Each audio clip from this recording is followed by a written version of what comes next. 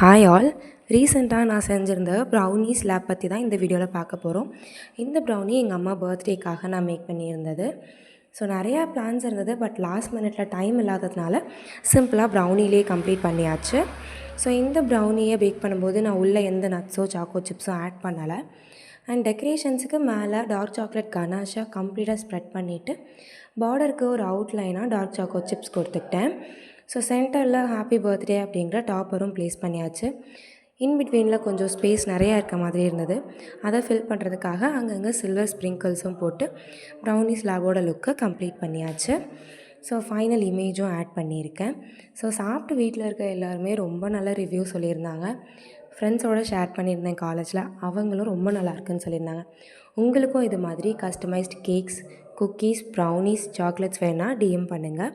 நம்ம brownie pieces and குக்கீஸ்க்கு all over Tamil Nadu shipping பண்ணிகிட்ருக்கோம்.